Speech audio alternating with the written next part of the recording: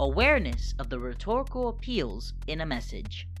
Now that we understand the players in the media world and how to consume knowledgeable content, we must understand the tools that companies and content creators use that make their arguments, stories, and ideas more appealing to the viewer. And this begins with rhetoric.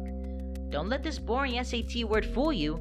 Rhetoric is a very powerful tool that writers use to make their message more appealing towards his or her audience. You probably use this every day and you don't even know it. When you're asking for an extension in a project, persuading your best friend to go to a movie, or even finding the right words to say in your essay, you are using rhetoric. So, how can we recognize rhetoric being used on us?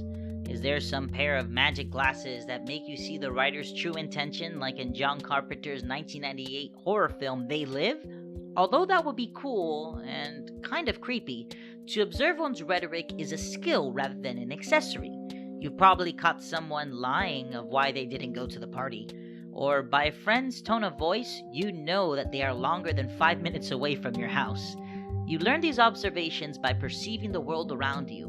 With understanding rhetoric, someone who is media literate can break down a particular text and use critical thinking to ask these particular questions. Who is writing to whom?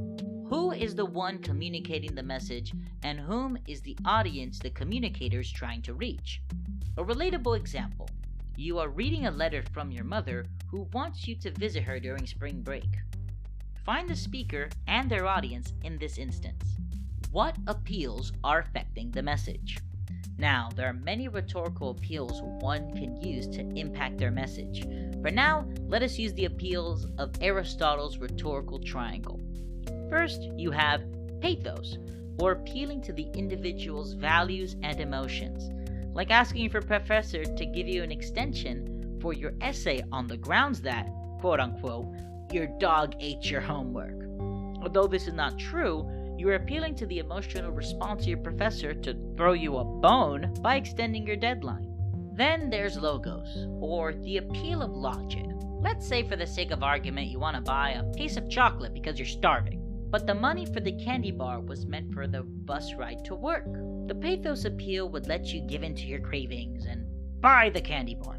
Yet, you think it over and see that if you make it to work early, you'll be able to buy as many chocolates as you want because you'll be making more money. You went for the argument that made more sense. You used logos. Finally, there's ethos, the appeal of morality and the writer's credibility. This one's a little bit overlooked, but it's very important. Now, you see an ad on Instagram for this miracle pill that makes you lose weight if taken every week. You then speak to your doctor about this wonder drug and ask for her recommendation. She laughs at your joke and just recommends for you to exercise every week. You didn't fall for the advertisement because you took the advice of someone who is a licensed and trained medical professional, and most importantly, a real doctor. Because of the credibility of the doctor, you saw the ethos appeal of her advice and saved money for some more candy bars. Now that the veil of rhetoric has been lifted from your eyes, can you spot some BS that you see in media? Will you respond to the problems you see in the world around you?